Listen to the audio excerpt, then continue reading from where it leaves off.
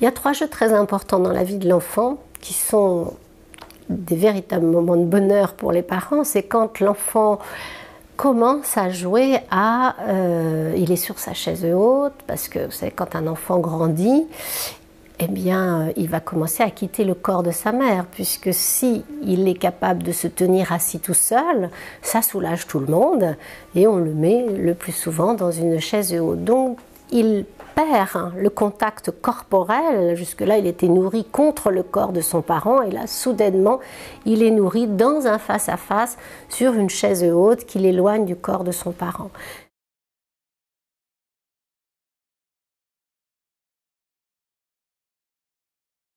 Ce qui fait que cet enfant va mettre en route une activité qui est qu'il va lâcher l'objet qu'il tient, et plus exactement, il va le jeter.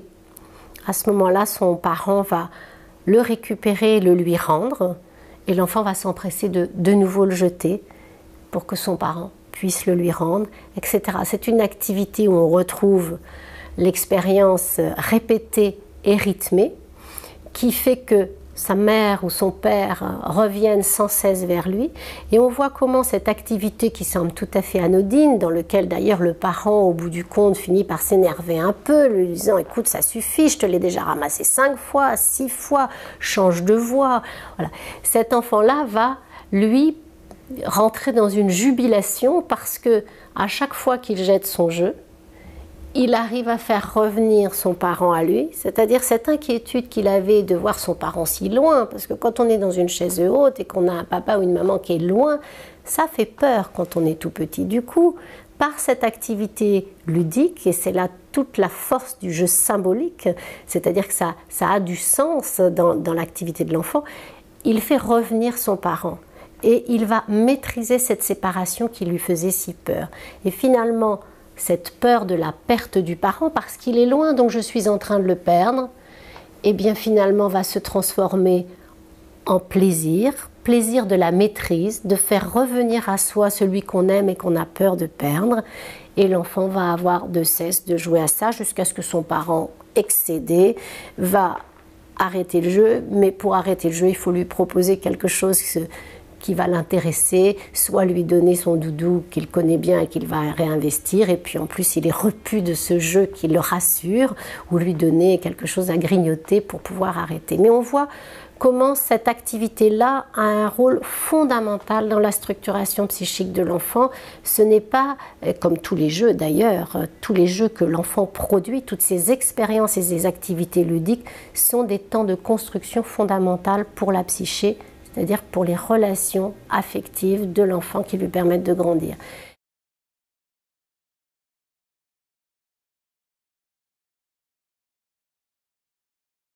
Quand on est très grand et qu'on sait jouer à ce jeu-là, en général, il y a un deuxième jeu qui suit, qui s'appelle le cacher-coucou, que les enfants adorent.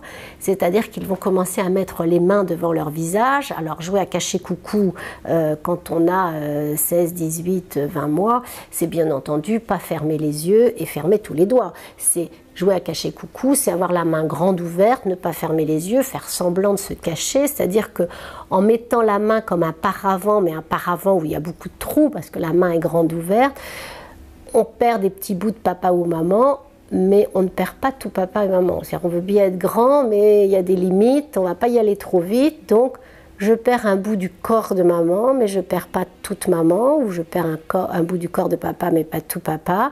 Et petit à petit, au fur et à mesure que l'enfant grandit, il va accepter de fermer ses mains et complètement perdre de vue le corps de son parent, pas trop longtemps. Très vite, il va ouvrir ses mains et papa et maman sont toujours là. Il apprend, entre guillemets, c'est-à-dire il expérimente que perdre de vue, ce n'est pas perdre. C'est en effet, ça fait très peur. Papa et maman me manquent, je ne les vois plus.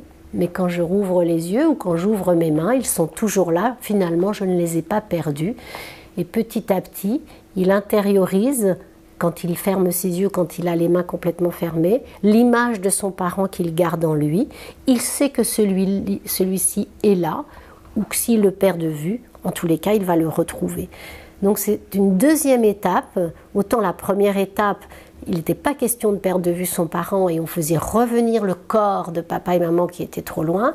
Dans la deuxième étape, on accepte de perdre un petit peu de vue des bouts de papa et maman, puis papa et maman complètement, mais ça dure pas très longtemps et on est toujours dans la même pièce et on est toujours assez proche. C'est une distance tout à fait modeste.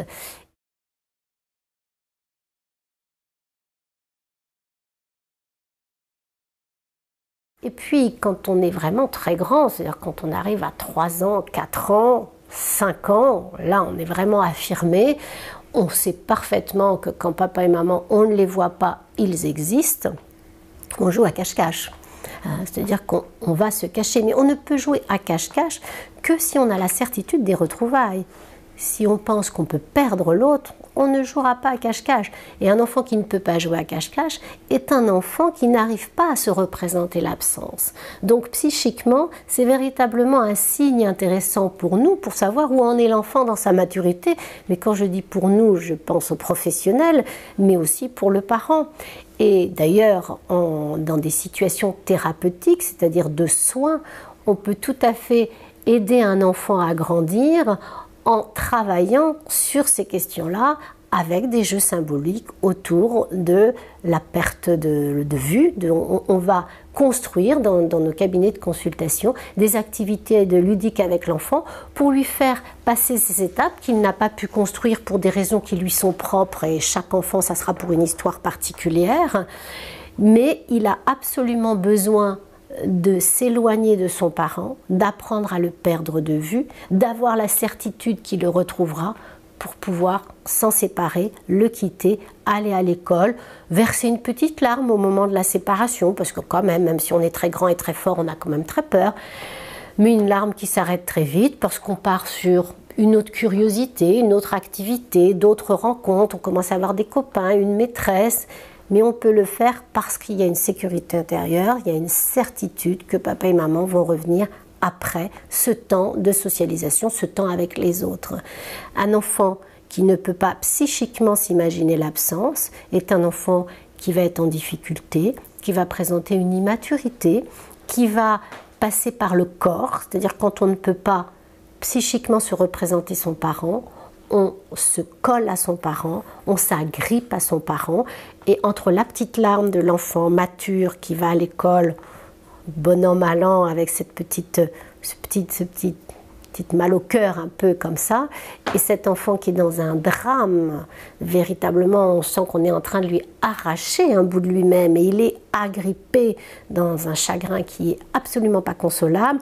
On voit que là, il y a véritablement à aider ce petit enfant qui est encore en grande difficulté et qui est terrorisé par la perte de l'autre. Donc psychiquement, il y a quelque chose qui ne s'est pas encore bien construit.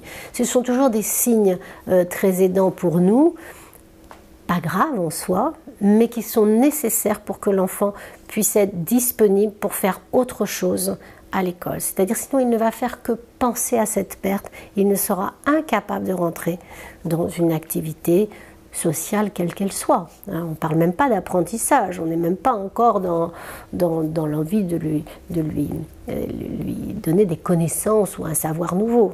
Rien, déjà cette séparation-là, pour tout simplement être avec d'autres que son parent, ne va pas être possible.